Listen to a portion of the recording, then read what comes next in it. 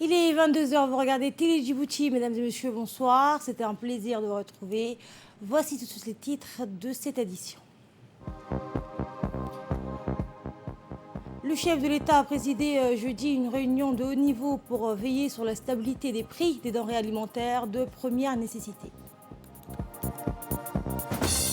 Nouvelles mesures, nouveaux bilans et faits marquants. Nous ferons un point sur les dernières évolutions de la pandémie de Covid-19 dans le monde. Bonsoir. Le chef de l'État, Ismaël Omar Guelleh, a dans une importante réunion qu'il a présidée jeudi dernier, défini les grandes lignes d'un plan national d'action visant à éviter à notre pays les répercussions économiques négatives de la crise internationale actuelle engendrée par la guerre entre la Russie et l'Ukraine. Il s'agit d'un plan destiné essentiellement à mettre notre population à l'abri du phénomène classique d'envolée de prix, notamment ceux relatifs aux denrées de première nécessité et à garantir l'acquisition du pétrole lampant et du gasoil dans son tarif actuel. Le point dans cette séquence.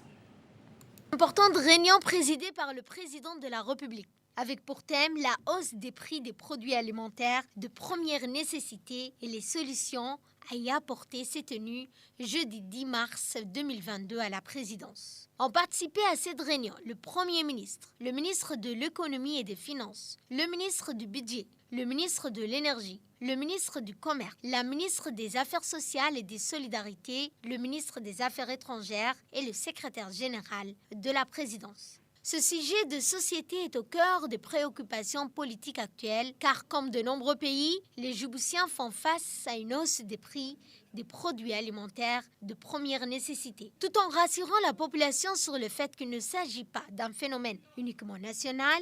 Le président de la République a assuré que le gouvernement est bien décidé à en faire un sujet de première importance et fera tout pour veiller à la stabilité des prix. Sur nos marchés, on commence à ressentir une hausse excessive des prix sur certains produits alimentaires de base, comme la farine et l'huile. Pour la farine, notre pays importe en moyenne 47 000 tonnes par an pour une valeur de près de 2,5 milliards de nos francs. Le ministre du Commerce confirme que les grossistes de la place disposent actuellement de stocks suffisants, que 3 bateaux transportant de la farine vont bientôt arriver à Djibouti. Il n'y a donc aucune raison pour que les prix augmentent. S'agissant de l'huile alimentaire, notre pays abrite une usine de produits capable de mettre sur le marché des quantités nécessaires à la consommation locale. Toutefois, le ministre du Commerce souligne que certains commerçants, profitant de la situation de pénurie dans certains pays limitrophes, exportent d'importants volumes d'huile alimentaire. Le président de la République a assuré que cette situation ne sera pas tolérée et qu'une guerre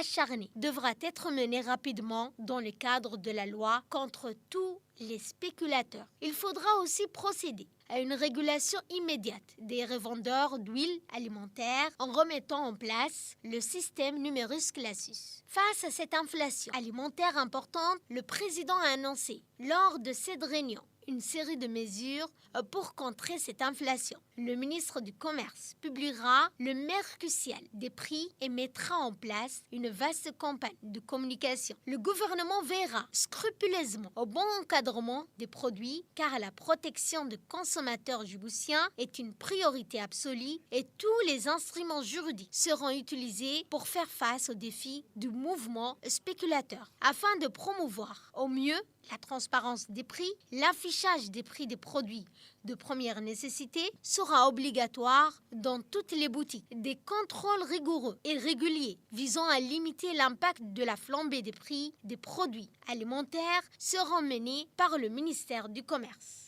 La mention export sera clairement inscrite sur les huiles alimentaires destinées à l'exportation. Par ailleurs, le président de la République a annoncé que le gouvernement renforcera les mesures sociales destinées à contrer l'inflation des prix des denrées alimentaires avec pour objectif d'aider les couches vulnérables de la population. Ainsi, le ministère des Affaires sociales et des Solidarités procédera à la distribution des vivres aux couches les plus vulnérables de la population, soit plus de 10 000 foyers. L'objectif est de soulager ces ménages djiboutiens face à la hausse des coûts des denrées alimentaires de première nécessité. En outre, lors de cette réunion, le président de la République a insisté pour que le gasoil et le pétrole flambant ne subissent aucune hausse. Le ministre de l'Énergie a expliqué que notre stock stratégique de carburant pourra répondre positivement à toute éventuelle crise du marché. Le président de la République a insisté pour que ces mesures soient effectives immédiatement. Le Premier ministre Abdelghadel Kamel Mohamed a reçu la visite d'adieu du coordinateur résident du système des Nations Unies par intérim, Eric Overvest, à la primature. Le coordinateur du système des Nations Unies a remercié le Premier ministre de sa disponibilité et de sa courtoisie tout au long de sa mission à Djibouti. Il a loué les efforts de la République de Djibouti sous le leadership du président de la République, Ismaël Omar Guelleh. La rencontre avec le Premier ministre était l'occasion de lui dresser le bilan de sa mission à Djibouti. Le Premier ministre s'est félicité de l'excellence des relations entre Djibouti et le système des Nations Unies et a souhaité bonne continuation dans sa nouvelle accréditation. Eh bien, M. Eric Overvest a été nommé représentant résident du système des Nations Unies à l'île de Sao Tomé et de Principe. La cérémonie a vu la participation de la directrice à la communication de la primature, Mme Chukri Ali. Une cérémonie de certification de la société de couches à Moïta s'est tenue ce matin au Centre de leadership et d'entrepreneuriat, le CLE. La première marque nationale de couches à Moïta a été présentée ce dimanche afin de contribuer au renforcement de la compétitivité des entreprises djiboutiennes sur le marché national et régional. Cette option a été prise à travers le Centre de leadership et d'entrepreneuriat pour permettre aux jeunes djiboutiens de développer une capacité à offrir des biens et services conformes aux exigences du marché. Il s'agit aussi de garantir aux consommateurs une qualité de ce produit et à contrôler la qualité des produits et services mis sur nos marchés. La cérémonie de lancement a vu la participation de plusieurs hauts responsables. Écoutez l'initiatrice de cette marque nationale, suivie du mot de la directrice du CLE. À savoir créer une marque nationale et son accessibilité à tous. Et nous avons aussi récemment intégré les serviettes hygiéniques pour femmes, Carrera, qui est une fierté pour nous aussi. Mais cependant, il y a beaucoup de choses qui restent à être faites. Et pour ça, nous avons besoin de votre aide à vous tous. À savoir, nos institutions étatiques, nos ministères, nos commerçants, pour qu'ils puissent nous aider à justement hisser cette marque au niveau régional, parce qu'elle y est sollicitée justement, et pourquoi pas un jour au niveau international. Permettez-moi aujourd'hui d'adresser mes sincères remerciements au président de la République, son Excellence M. Ismaël Omar Guelleh, qui ne ménage aucun effort pour l'épanouissement de la femme djiboutienne dans tous les domaines, afin que celle-ci puisse contribuer au rayonnement de notre société. Grâce à sa vision, la femme djiboutienne ne souffre d'aucune marginalisation sur le plan éducatif, économique et social. Je voudrais également remercier la première dame de notre jeune nation et présidente de l'Union nationale des femmes djiboutiennes, Mme Khadra Mahmoud Haï, qui défend au quotidien le droit de la femme djiboutienne et œuvre inlassablement à son émancipation. Son soutien indéfectible nous permet d'avancer pour réaliser nos rêves. C'est une fierté en tout cas d'avoir lancé ces deux marques. Et tout le travail que vous avez fait est là, et vraiment ça paye. Et je ne peux qu'exprimer ma fierté pour vous deux et pour Djibouti, parce que c'est une de nos premières marques que de jeunes, une start-up a créée. Donc je vous dis bravo et vraiment que du bon vent et tous nos encouragements. Le CLE est là pour vous. D'ailleurs, aujourd'hui, cette manifestation s'exprime dans ce cadre-là. Donc, on est là pour vous, on vous accompagne. Quand vous voulez, c'est une porte ouverte pour vous. Le secrétaire général du ministère du Commerce s'est dit satisfait de remettre la certification de la société de la première marque, donc djiboutienne. Nous l'écoutons. C'est un plaisir particulier pour moi d'être présent à cette cérémonie de certification, dans la mesure où, bien évidemment, pour nous, le ministère du Commerce, il s'agit d'une première. Et c'est un enthousiasme partagé avec le promoteur qui nous ont sollicité pour cet exercice-là, de pouvoir procéder aujourd'hui à cette certification. En effet, mesdames et messieurs, il s'agit tout d'abord de promouvoir les initiatives entrepreneuriales, comme c'est le cas dans la plupart des initiatives initiées par le gouvernement. Pour nous, en qualité de ministère du Commerce, il s'agit d'appuyer et de stimuler les initiatives commerciales à travers, bien sûr, la recherche de la qualité. Nous avons quand même insisté au niveau du gouvernement pour que les initiatives commerciales soient encadrées par une nécessité de recherche de qualité et de protéger le consommateur à travers la mise en place d'un cadre réglementaire qui faisait défaut, qui est la mise en place du système national de normalisation à Djibouti.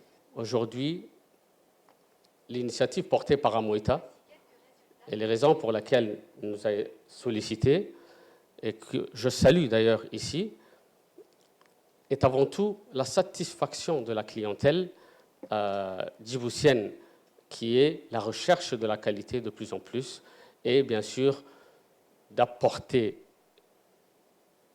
un point de plus sur la nécessité de compétitivité de notre secteur privé. Écoutons cette fois les propos lors de cette cérémonie de la ministre de la Femme, Mme Naïma Naden. Il s'agit de l'innovation, le développement, l'ouverture d'un marché, et surtout initié par une dame, c'est toujours une fierté pour moi. Et aujourd'hui, je suis présente ici en tant que femme, pas seulement en tant que ministre de la Femme. Nous, en tant que gouvernement, le rôle était vraiment de promouvoir le secteur privé d'abord. Comment il faut le promouvoir? C'est vraiment renforcer ses opportunités et ses capacités à pouvoir s'ouvrir, soit en termes financiers ou en termes techniques, en toute sa mise en place et son développement sur le marché local ou le marché régional et international. C'est également une fierté parce que la production qui est faite ici est quand même une production qui va permettre la concurrence sur le territoire et sur le marché national. On a toujours eu accès à des produits venant de l'extérieur et aujourd'hui on pourra choisir sur nos rayons de la place des produits qui sont issus des Djiboutiens et qui sont des Mani Djibouti. Et la cérémonie d'aujourd'hui, c'est vraiment porter ce titre. Hein. C'est vraiment porter ce titre et toutes et tous ici présents, on doit tous être fiers de cet exercice et pousser nos jeunes dans ce domaine, vraiment aller vers cette recherche de pouvoir créer un produit local. Maintenant, les défis sont là, les obstacles sont là, il n'y a rien qui est facile à faire, mais ce qui est important, c'est d'avoir le courage, c'est d'avoir la persévérance et d'y croire surtout à ce qu'on peut faire. Et la preuve aujourd'hui, je pense qu'on n'a pas besoin de plus d'expérience ou plus de preuves, c'est une preuve palpante aujourd'hui et il faut aller de l'avant. C'est des institutions comme Clé qui sont chargées d'accompagner ces initiatives, mais c'est aussi le travail des autres départements sectoriels de pouvoir vous accompagner. À chaque fois qu'on a une idée nouvelle, vous accompagner et vous montrer le chemin, vous soutenir. Donc vraiment, je soutiens encore des initiatives comme ça, que je loue vraiment. Je lui souhaite et leur souhaite une bonne route. Nous, en tant que ministère de la Femme, on est là, on est fiers quand on voit des jeunes femmes avancées comme ça. Et on est là encore pour vous accompagner pour de plus belles avenirs et une plus belle réussite. L'Assemblée nationale a accueilli aujourd'hui un atelier pour l'élaboration d'un plan de travail des femmes parlementaires djiboutiennes. L'atelier est organisé dans le cadre du projet PRAN 2 qui regroupe donc l'Assemblée nationale, l'Union interparlementaire et l'Union européenne. Cet atelier a été ouvert par Mme Safia El Medjibril, deuxième vice-présidente de l'Assemblée nationale, et a vu la participation de toutes les femmes parlementaires. Elles ont élaboré un plan de travail et ont décidé de travailler sur 3 priorités principales qui seront la mise en œuvre d'ici la fin du mandat parlementaire avec l'appui de l'Union interparlementaire. Écoutons justement pour plus de précisions sur cet atelier le discours de bienvenue de la deuxième vice-présidente de l'Assemblée nationale. Nous sommes toutes des élus du peuple djiboutien et nous formons toutes ensemble un groupe des femmes parlementaires unies et fortes. Au sein de ce groupe, nous pouvons donc dépasser les clivages politiques et de s'unir entre nous pour défendre nos droits et nos prérogatives des femmes. Vous le savez, Djibouti a fait d'énormes progrès grâce à une présence renforcée des femmes parlementaires au sein de l'hémicycle. Mais ce n'est pas une raison pour se reposer sur nos lauriers. Poursuivons nos efforts ensemble. Le but de notre réunion aujourd'hui est, dans un premier temps, d'identifier 2 priorités de travail pour notre groupe des femmes parlementaires qui pourront bénéficier d'un soutien de l'UIP pour leur mise en œuvre. Dans un deuxième temps, nous allons établir un plan de travail avec une série d'activités à mettre en œuvre pour l'année. Mes chers collègues, je termine mes propos pour vous remercier d'être présentes parmi nous aujourd'hui et je compte sur notre solidarité féminine pour faire avancer ensemble les travaux de notre groupe des femmes parlementaires dans un esprit constructif et au bénéfice de l'ensemble de la population djiboutienne. Ensemble, nous sommes plus fortes, plus solidaires et mieux armées pour faire face aux défis que rencontrent les femmes djiboutiennes. La semaine dernière, le 8 mars, nous avons célébré la Journée internationale des droits des femmes dans le monde entier. À nous de poursuivre sur cette dynamique et de nous engager à l'Assemblée nationale pour toutes les femmes et les filles de Djibouti. Je vous remercie. À la une également, une journée à porte ouverte s'est déroulée aujourd'hui au camp Cheikh Ousmane en l'honneur des enfants de l'école Victoire. Répartis en plusieurs groupes, les élèves ont pris part aux différents ateliers, à savoir l'atelier de présentation du camp Cheikh Ousmane, l'atelier de présentation des engins de combat et des moyens de communication utilisés par les militaires dans le cadre de leur mission et les capacités techniques du Centre d'instruction technique des armées et des unités des travaux du génie étaient également présentés aux élèves. Ces ateliers ont été clôturés par des séances de divertissement pour stimuler l'esprit compétitif des élèves et renforcer la cohésion. Objectif, renforcer le lien armée-nation et permettre aux élèves de s'imprégner de l'esprit de la défense de la patrie.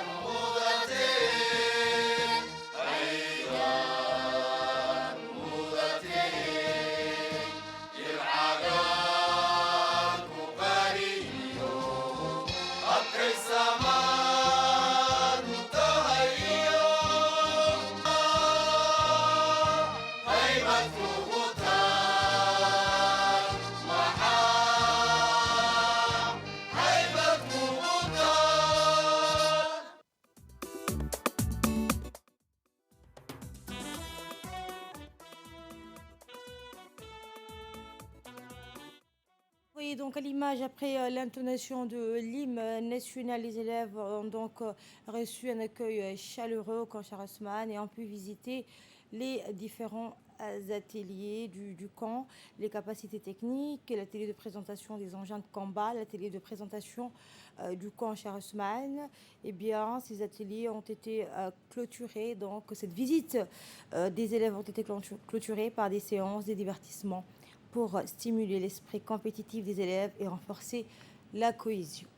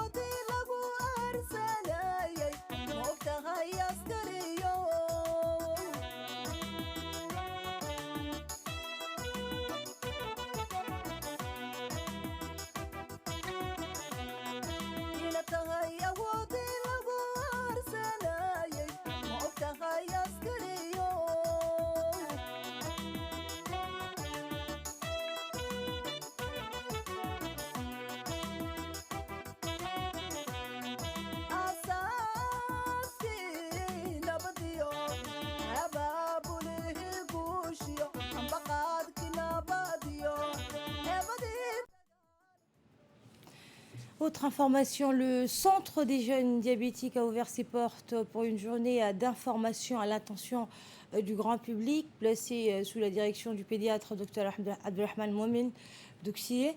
Ce nouveau centre entièrement équipé accueille à ce jour plusieurs centaines de jeunes patients diabétiques qui sont suivis régulièrement.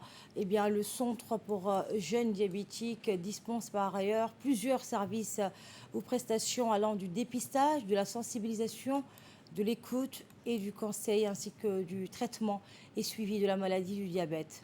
Grâce à une approche pédagogique, des séances de sensibilisation nutritionnelle et thérapeutique sont présentées quotidiennement en faveur des enfants de 0 à 15 ans vivant avec le diabète et leurs parents pour améliorer leur compréhension et faciliter leur adaptation face à la maladie. De plus, le nouveau centre dispose d'un système de référence pour recevoir tous les enfants diabétiques et qui ont été diagnostiqués au niveau des régions. Le ministère de la Santé lance un appel à tous les parents afin d'enregistrer leurs enfants diabétiques pour un suivi adéquat et permanent au niveau de ce centre spécialisé en faveur des jeunes diabétiques. D'un jeune diabétique, à savoir les matériels d'injection, les matériels de contrôle qui sont nécessaires pour la maladie de la diabète. Donc c'est un centre vraiment très intéressant. On remercie le ministre de la Santé. Je crois que c'est son côté pédiatre qui a su accompagner l'existence de ce centre. Le comité de secours pour l'Afrique de l'ONG Al-Rahma de l'État du Koweït a procédé hier à la distribution du parrainage des enfants orphelins et les familles nécessiteuses en coopération et coordination avec le Diwan Al-Zakat. La cérémonie de distribution s'est déroulée sous le patronage du directeur général de l'ONG Al-Rahma Djibouti et de plusieurs hauts responsables. Les enfants orphelins et les familles nécessiteuses ont bénéficié une aide financière d'un montant total de 100 millions de francs. Ce geste s'inscrit dans le prolongement des efforts inlassables déployés par Al-Rahma International, représenté par son bureau à Djibouti pour répondre aux besoins nécessaires des segments vulnérables de la société, en particulier les orphelins et les familles nécessiteuses. Le chef des projets et le superviseur du projet ont tour à tour évoqué l'importance du projet de parrainage des orphelins et des familles nécessiteuses mis en œuvre régulièrement depuis près de 2 décennies. Les enquêteurs de la brigade de Dikil ont réussi à arrêter des caravaniers transportant à dos des dromadaires, 52 emballages dans lesquels étaient dissimulés des jus de mangue de fabrication éthiopienne et une quantité importante des cigarettes des marques Bensol et Royal, tous issus de la contrebande. Mais alors que les gendarmes s'affairaient donc à arrêter ces caravaniers, ils ont été alertés d'un accident de la circulation routière. Un camion semi-remorque avait perdu une partie de sa marchandise lors du renversement de sa remorque sur la route nationale numéro 1. Un nouveau dispositif d'intervention de la gendarmerie a permis de mettre en œuvre les moyens nécessaires pour les secours, la sécurisation de la marchandise, la libération de la chaussée et bien évidemment la régulation de la circulation.